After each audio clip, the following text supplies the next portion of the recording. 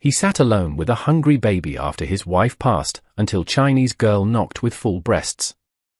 The wind screamed across the plains of Sage Creek, Wyoming, in the winter of 1879, tearing through the barbed wire fences and slamming into the wooden frame of the ranch house.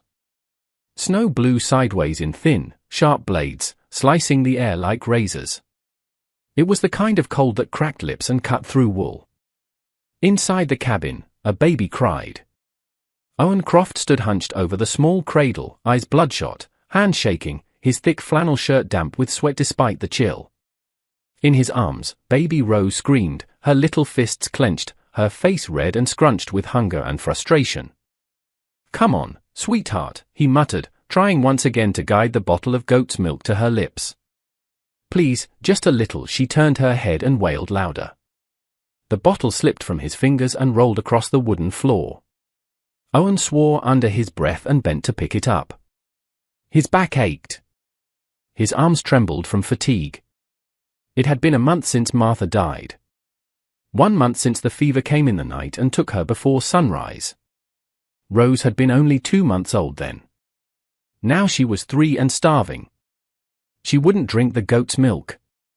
No matter how warm he made it, no matter how he sweetened it, her tiny body refused. Owen paced the floor with her, bouncing her awkwardly, whispering soft nonsense, trying not to cry. His boots thudded heavily. His hair was unwashed, his beard overgrown. He hadn't slept through a night since the funeral. He barely ate. He barely thought, just fed fires, changed diapers, rocked, shushed, pleaded. And still, Rose cried. Last week he had saddled his horse and ridden to every home within 10 miles. Anyone with a new baby? Anyone nursing? The answers were the same. Soft voices, gentle refusals, shaking heads. No one's had a child in months, Owen. I'm sorry, son. His last stop was the church. Even the pastor looked at him with pity. There's nothing I can do but pray. So Owen returned home and wrote a sign in shaky, blocky letters, need help. Infant hungry. Breast milk needed. He nailed it to the front gate. The wind tried to tear it down. He hammered it again and again. For days had passed. No one came. That night a storm rolled in. The fire in the hearth sputtered, casting flickering shadows across the room. Outside, the snow thickened, tapping the windows like bony fingers, and Rose screamed. Owen dropped into the rocking chair by the fire, pulling her close to his chest. His big arms wrapped around her small, writhing body. He kissed her damp forehead. I'm trying, he whispered. I don't know what else to do, she wailed louder, her cries raw and hoarse from hours of hunger. He rocked harder, faster. I used to be the strongest man on this ranch, he muttered, voice cracking. Now I'm just a father with shaking hands who can't feed his own child. His eyes burned, his throat closed. The storm outside howled louder. Inside, Rose's cries didn't stop, and Owen Croft, rancher, widower, once the toughest man in Sage Creek, held his starving daughter in the dark and felt himself break. The rain struck the roof like fists, relentless and angry. Outside, wind howled through the prairie, lashing the cabin with wet gusts that crept through every seam and crack. Inside, Owen slumped in his chair, boots still muddy, holding his 3-month-old daughter to his chest. Rose screamed, her tiny body curled against him, fists clenched. He rocked her, humming broken lullabies. Please, baby girl. Please. Then, a knock. Knock, knock, knock. He flinched. The sudden noise startled both him and Rose. Her wail paused only for a breath, then rose again. Another knock. Urgent, shaky. Owen rose, arms tightening around his daughter. He cracked the door. Wind slapped him in the face. A young woman stood there, soaked to the skin, clutching a small cloth bag. She was Chinese, her face pale, framed by straight, jet-black hair plastered to her cheeks. Her dark, almond-shaped eyes were wide with exhaustion and fear. Her cloak hung heavy with rain. Please, she said, her voice a soft whisper against the storm. I just need a place to stay for the night." He stepped aside without a word. She entered slowly, dripping water onto the floorboards. Then it happened. Rose screamed again, sharp, high-pitched, desperate. The woman stopped cold. Her eyes locked on the infant, her breath caught. Her hand flew to her chest, pressing over the simple fabric of her blouse where dark stains had begun to spread. She took a step back, her eyes wide with a look of profound pain. Tears filled them instantly. She began, then faltered. 5 months ago, I had a son. He died 2 months later. She bit her lip, trembling. Since then, my body, it does not understand. He is gone. The milk still comes. Every day, I throw it away. Every drop hurts. Owen didn't speak. His throat was too tight. She's hungry, the woman whispered. Let me help. Pleased, he hesitated, then nodded. She set down her bag. Her hand shook as she approached. She unfastened the front of her blouse with delicate, practiced motions, her breath ragged. Owen held Rose toward her. The woman took the baby into her arms like she was made to do so. Her lips trembled. Her eyes never left Rose's face. The baby rooted instinctively, whimpering, then found contact. She latched, her mouth pressing eagerly. A loud suck, then another. Her tiny body shuddered with relief. The woman gasped. Tears streamed down her cheeks as milk flowed. Her shoulders heaved with silent sobs.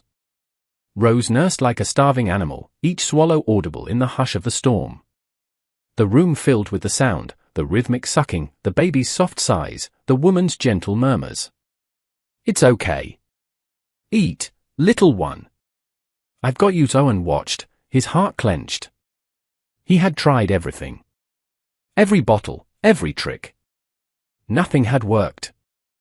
But now, in the arms of this soaked, trembling stranger, his daughter found peace.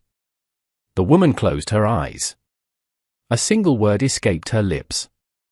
Thank you. Rose suckled slower now, content. Her fists loosened, her cries faded. Ethan stepped forward and gently draped a blanket around both of them. She opened her eyes, looked up. What's your name? He asked softly. She said.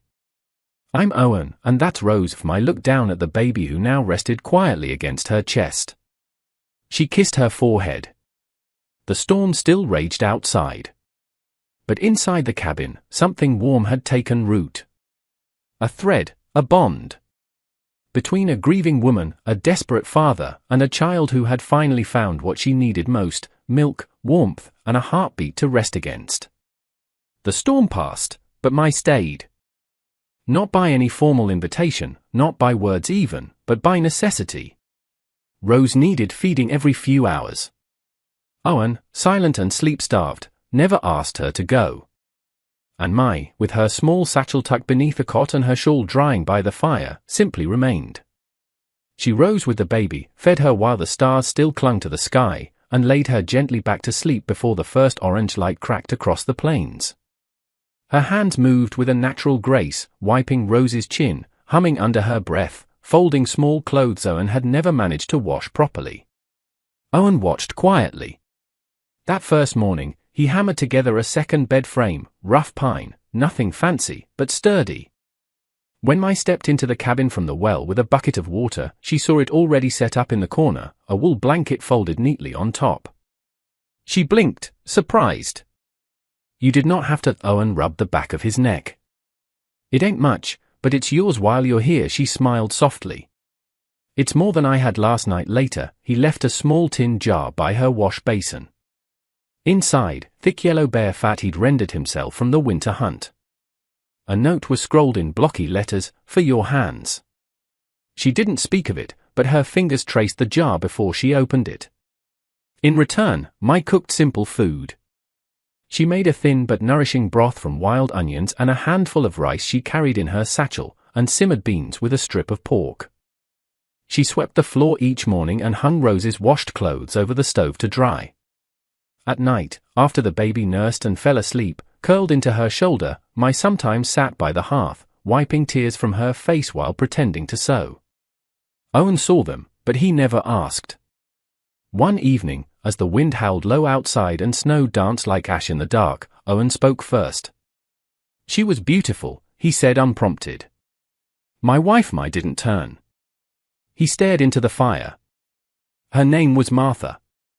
She liked to sing when she churned butter. Drove me crazy some days," he smiled, faint and crooked. "She bled too much after Rose was born. We thought she'd be fine. She wasn't." The fire popped. Mai nodded slowly. "My son was named Wei. He got sick. Fever. Nothing helped." She looked down at her hands. "I still dream about him. Not his death. Just him sleeping or smiling." Rose stirred in her arms, then settled again. Owen watched the baby for a moment, then stood and added more wood to the fire. When he turned, Mai had unbuttoned her bodice to nurse Rose, and instinctively Owen turned away. He busied himself with the flames, saying nothing. Mai noticed. She looked at the strong lines of his back, the way his shoulders carried weight. He never spoke it aloud. "Thank you," she whispered. He didn't respond, but his hand stilled on the fire poker. Word of Mai's presence didn't take long to reach the town. Sage Creek was small, and nothing stayed quiet for long. The whispers were different, sharper. "That China woman. Where'd she come from? Strange, don't you think? Still flowing milk, but no child to feed, living with a white man, too. It ain't right, and what does she want for it?" Mai heard none of this directly, but she felt it. The stares when she passed through town for cloth or oats, the pauses in conversation. One afternoon, she returned to the cabin with a bundle of soap root and found a parcel of supplies left on the fence post. No one willing to knock. Inside the cabin, though, the air was warmer. Rose had started smiling in her sleep. Owen had repaired the window latch to keep out the wind. Mai placed fresh pine sprigs near the bed to make the room smell clean. They said little, but the silence between them changed. It wasn't empty anymore.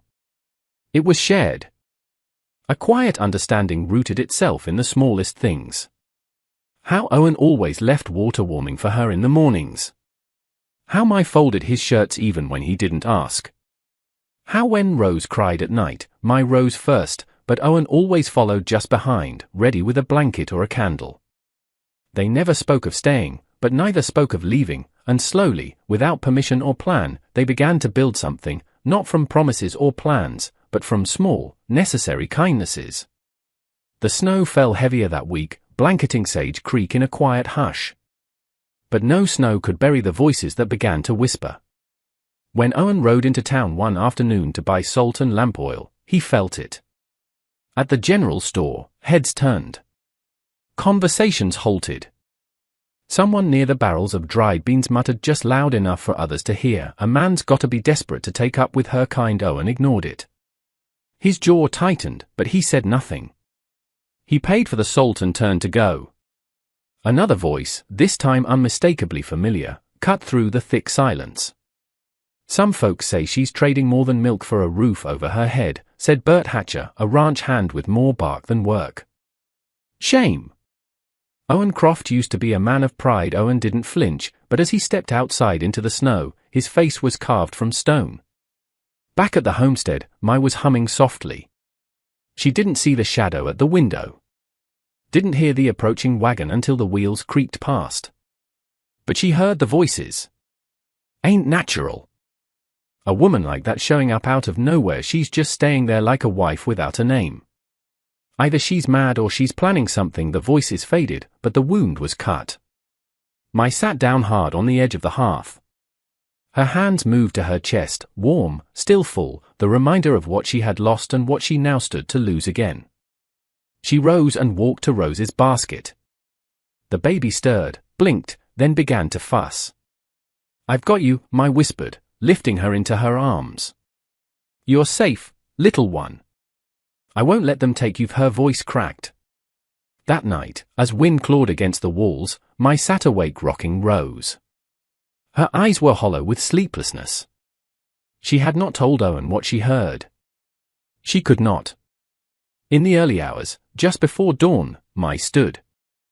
She dressed quickly, wrapped Rose tightly in her shawl, and slipped out into the storm. The cold was bitter, slicing through cloth and skin. Mai stumbled through the snow, holding Rose close, her steps uneven, disoriented. She had no destination, only the haunting thought, if I stay, they'll take her from me. They'll say I'm not fit. I'll lose her, too. Rose began to cry louder, desperate. Hush, hush, Mai sobbed, her own voice trembling. Please, baby. Please. The child's wails pierced the silence. Mai dropped to her knees near a thicket of trees, shielding the baby with her body, her hair soaked through, her mind blurred. They don't know. They don't understand. You're mine. You're all I have left. She rocked forward and back, whispering nonsense, tears frozen on her cheeks. The wind howled, the baby cried, and no one knew she was gone. Not yet. The wind howled like a wounded animal. Snow swept across the plains, erasing tracks within minutes. Inside the cabin, the fire had burned low, and the silence was unnatural. Owen stirred from a restless sleep on the floor beside Rose's empty cradle. His hand reached for her instinctively and found only cold wool. Then the silence hit him. No cooing, no soft breath, no Mai. His eyes snapped open. Rose. His voice cracked. He bolted upright, heart pounding as he scanned the cabin. The blanket was gone. My shawl, too. The front door stood slightly ajar, snow curling in. A sick fear gripped his chest. He threw on his coat, yanked on his boots, and saddled his mare with shaking hands. Please, Lord, he muttered, teeth clenched. Let me find them. The storm had swallowed the world in white, but he forced the horse into a gallop, scanning the snow for any trace. They couldn't have gone far. Then, through the swirl of snow, he saw it, an outline against the side of the old hay barn. He slid off the horse and ran. She was there, Mai, curled in the crook of the wall, her back pressed against splintered wood, shawl wrapped around a trembling bundle, her lips blue. She rocked forward and back, murmuring words he couldn't hear. Mai, he called. She didn't respond. Mai, it's me. She looked up, wild-eyed, and clutched the baby tighter. Rose's cries had turned into hoarse, broken sobs. No one's taking her, Mai whispered, eyes wide. They'll say I don't belong. They'll send me away. Owen knelt slowly. I'm not here to take her, he said softly. I'm here to bring you both home. Tears streaked down Mai's cheeks. She's not mine, but she feels like mine. And I couldn't lose her. Not again. You haven't, Owen said, voice thick with emotion. You saved her, Mai. He shrugged off his coat and wrapped it around her shoulders, then gently cradled both her and the baby into his arms. Her body was stiff, but she didn't resist. You're not the woman who took something from me, he whispered. You're the one giving her life. The words hung in the cold air. Mai gasped and then broke. Her shoulders shook as a sob escaped, raw and guttural. She buried her face into his chest, clutching his coat, clutching Rose between them. I did not mean to run, she cried. I was so scared. They say I don't belong. That I'm nothing. You're not nothing, Owen said, resting his cheek against her damp hair. You're the reason my daughter's still breathing. The baby whimpered softly, then fell into exhausted sleep. Owen held them both as the wind roared around the barn. He only knew one thing now.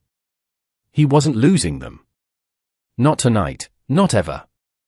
Snow still clung to their coats as Owen carried Mai and Rose through the cabin door. He eased Mai onto the edge of the bed, gently peeled the baby from her arms, and cradled Rose close. He laid her in her cradle, but not the old one. Beside the bed stood a new cradle, smooth pine wood polished by hours of his rough hands, each corner sanded soft. It had taken 3 nights of sleepless work. Mai looked at it, eyes wide. You built that? Owen nodded. For her? For you? He stoked the fire until the flames licked up strong and golden, then crossed the room and crouched in front of her. "You don't have to leave," he said, his voice low. He reached for her hand. "Stay. Stay and be her mother. Not just for tonight. Not just until spring. For good." Mai shook her head slowly, blinking back tears. "Owen, I am not whole. I lost my baby. I look at Rose and sometimes I see him. Then I remember he is gone, and I'm terrified I'll lose her, too." Owen tightened his grip on her hand. "That fear, I live with it every day since Martha passed. But Rose, she's here because of you." He looked toward the cradle where Rose slept peacefully. "Whatever it is you're carrying," he whispered, "you don't have to carry it alone." "Not anymore." Mai reached out and cupped his cheek, her eyes searching his. "You really want me to stay?" Owen's voice was firm. "I need you to stay. But more than that, Rose needs you. I do not know if I'm strong enough." "You're already the strongest woman I know," Owen said. "You've already done the hardest thing in the world, given love when you had every reason to shut it away." Mai leaned forward and pressed her forehead against his. "Okay," she whispered. "I will stay." The wind had shifted by noon, sharp and dry. Mai sensed something was wrong long before the first boot touched the porch. 3 men rode up on hard-faced horses. One, a tall man with a scar, dismounted first. "Croft," he said, spitting into the dirt. "Time's up." Owen was splitting kindling. He didn't pause. "I don't reckon I know what you mean." "Oh, I think you do," another man said, pointing to a town deputy's badge on his vest. "That loan your brother took before he ran off. It's on your land. That makes it your debt." Owen stood upright. "My brother's choices don't bind mine, but the land does," the third man sneered. "And we've got papers to say so. You pay up, or we take what's owed." Owen glanced at the cabin, at Mai's shadow just behind the curtain. His jaw tightened. "You're not taking anything," he said, voice low. "Not from this house. Not from that child." The deputy snorted a laugh. "You going to stop us?" One man with a tired horse and a baby on his porch. Owen stepped forward. "You think a man won't fight harder when he's protecting the only thing he's got left?" The scarred man reached for his belt. "That a threat?" "No," Owen said, eyes steady. "It's a promise." From the corner of the porch, Owen grabbed a hunting rifle wrapped in oilcloth. "Inside," Mai gasped, clutching Rose tighter. The standoff held, 3 against 1. "I've got no quarrel with men doing honest work," Owen said. "But this is stealing. And if you cross that line, you'll answer to more than just me." The deputy hesitated. His eyes flicked toward the horizon where a few townfolk had started to gather, drawn by the tension. The scarred man spat again. "You'll regret this maybe," Owen said. "But I won't regret protecting my family." There it was. Family. He meant it. Clara, watching from the shadows, felt her knees go weak. The weight of witnesses, of doubt, pulled at the men's confidence. The deputy growled, "This ain't over," but they turned, mounted their horses, and rode off in a swirl of dust. Only then did Owen lower the rifle. He stepped through the door, chest heaving. Mai stood slowly. "You are not hurt." He shook his head. "Not today." Her voice broke. "You called us your family." Owen looked at her, his own voice quiet. "Because you are." Outside, a boy from town ran back down the road, shouting. He stood them off. One man protected the whole place, and just like that, the town began to see Owen Croft and the woman with milk-stained sleeves not as strange charity cases, but as something more. Survivors. Protectors. A family. 3 years passed. The winters came and went, but the little cabin on the edge of Sage Creek stayed warm. Rose was 3 now, her laughter ringing through the garden, her dark curls bouncing as she chased a butterfly. Mai stood by the fence, one hand resting on the gentle swell of her belly. She was 7 months along, her face aglow with a peace earned and tender. Owen joined her from the barn, a small white fir sapling in his hand. "Ready?" he asked. Mai nodded. Together, the three of them worked the soil. "What is it, Papa?" Rose asked. "It's a white fir, sweet pea," Owen said. "It'll grow tall and strong, just like you." They lowered the sapling into the earth. "What made you choose this tree?" Mai asked softly. Owen looked at her. "White fir is stubborn," he said. "Tough against the wind, holds its green through snow and storm. It survives." He turned to her, his voice quieter now, meant only for her. "So do we." He reached for her hand. "If this tree keeps standing, then so does this. Us. This family." Later, as the sun dipped low, they sat on the porch. Rose curled up at Owen's feet. Mai leaned in the doorway, her hand on her belly. Owen held out his hand to her, their fingers lacing easily, as if they'd always belonged together. "Did you know," he said to Rose, "when you were little, you didn't want any milk but hers?" Rose giggled. "Mama milk." "The best kind," Mai added, kneeling to kiss her daughter's forehead. The stars began to peek out one by one. The prairie lay quiet. The fir tree stood by the fence, its needles catching the moonlight. And inside the cabin, etched into the wooden beam above the hearth, were three names: Rose Croft, Mai, Owen Croft. Not born of blood, but chosen. Every day, deliberately, tenderly chosen. Not from duty, but from mercy. Not for survival, but for love. As the western sky burned one final gold across the hills, their story settled the way all true love stories do. Not with an end, but with a promise. A father, a mother, a child. They chose one another to live.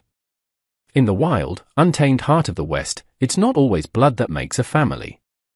It's courage, it's grace, it's choice.